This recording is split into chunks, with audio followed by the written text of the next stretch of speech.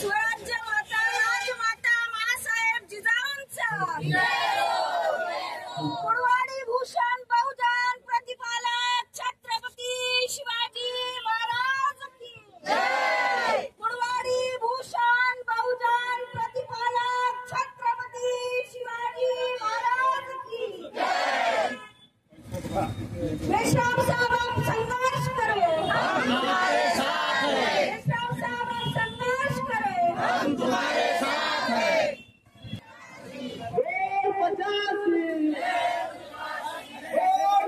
285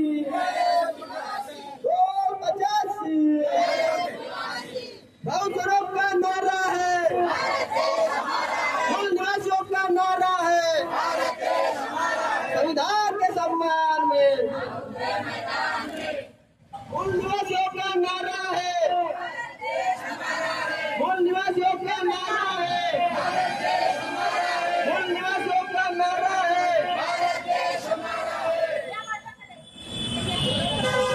या लवकर या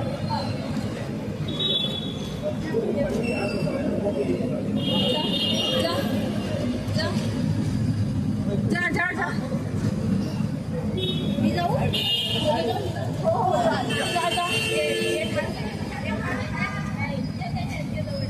मेश्राम साहब आप संघर्ष करो,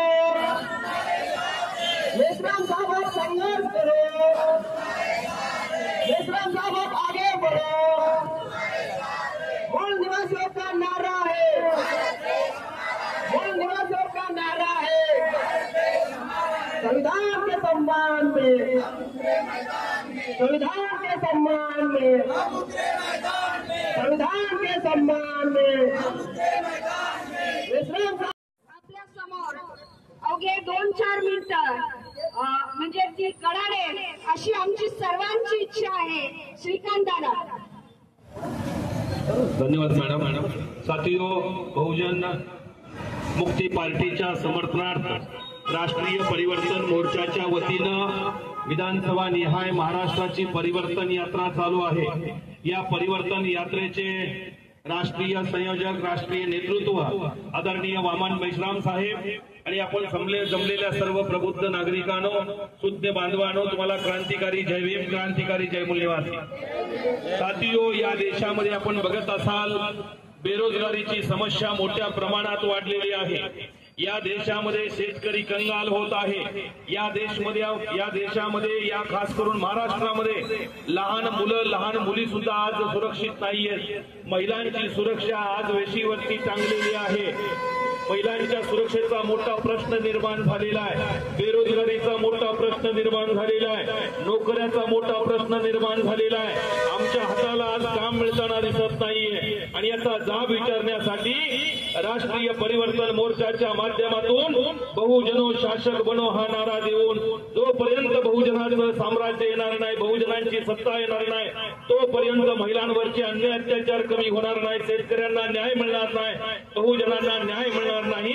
आणि म्हणून बहुजनांना न्याय देण्यासाठी, शेतकऱ्यांना न्याय देण्यासाठी, महिलांना न्याय देण्यासाठी ही परिवर्तन यात्रा मेश्राम साहेबांच्या माध्यमातून, मेश्राम साहेबांच्या मार्गदर्शनाखाली निघत आहे। साथियो, आपल्या सर्वांना विनंती आहे, उद्याच्या 2024 विधानसभेचं इलेक्शन आहे। या इलेक्शन मध्ये आपल्याला या देशामधल्या 3.5% लोकांनी काँग्रेस आणि बीजेपी काँग्रेस या पार्ट्या प्रस्थापित केलेल्या आहेत आणि याच पार्ट्याकडे वारंवार सत्ता राहिल्यामुळे आपल्या समस्या निर्माण होत आहेत। काँग्रेस जाते, बीजेपी येते, बीजेपी जाते, काँग्रेस येते, राजाराम जातो, सीताराम येतो, सीताराम जातो, राजाराम येतो, नागनाथ जातो, सापनाथ येतो, सापनाथ जातो, नागनाथ येतो। म्हणून आमच्या समस्या आहेत आणि म्हणून या सापाला आणि नागाला जर ठेचायचं असेल तर बहुजन मुक्ती पार्टीच्या माध्यमातून आणि राष्ट्रीय परिवर्तन मोर्चाच्या माध्यमातून देशभरामध्ये, महाराष्ट्रभर पक्षाच्या त्या संघटनेच्या पाठीमागे आपण सर्वांनी ताकदीने उभा राहा एवढंच या निमित्ताने बोलतो आणि आपली रजा घेतो. धन्यवाद. जय भीम, जय मूल्यवासी. आमची इतकी इच्छा होती की साहेबांनी या धरतीला आपले पाय टेकवावे आणि या परिवर्तन मोर्चाच्या माध्यमातून का होईना पण आमचे सीपे सराफ आमचे मुक्ती रैबर या ठिकाणी आलेले आहेत. आम्ही त्यांना विनंती करतो मूल निवासी नायक जन आंदोलन नायक माननीय मेश्राम साहेब आपल्याला मार्गदर्शन करतील अशी मी त्यांना विनंती करते.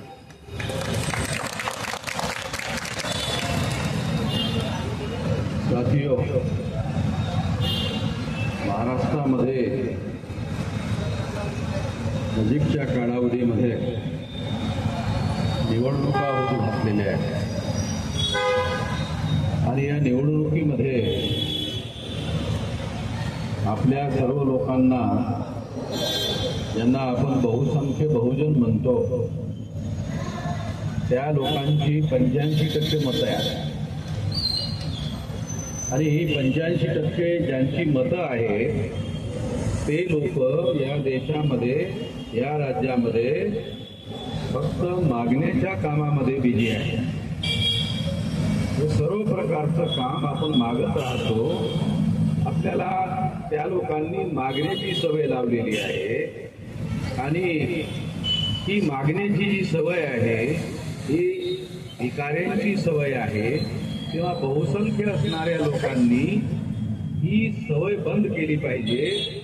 हे मागण्याचं काम बंद केलं पाहिजे आणि बहुसंख्य लोकांनी आपला पक्ष आपली पार्टी उभी केली पाहिजे आणि दुसऱ्यांना तिकीट वाटपाचा कार्यक्रम केला पाहिजे.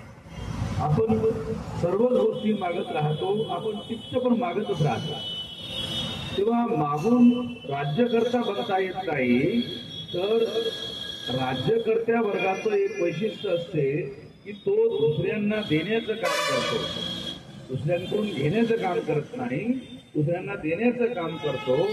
तेव्हा 85% असणाऱ्या लोकांच्या माध्यमातून या महाराष्ट्रामध्ये बदल घडून आला पाहिजे, परिवर्तन घडून आलं पाहिजे आणि त्यासाठी ही परिवर्तन यात्रा काढण्यात आलेली आहे.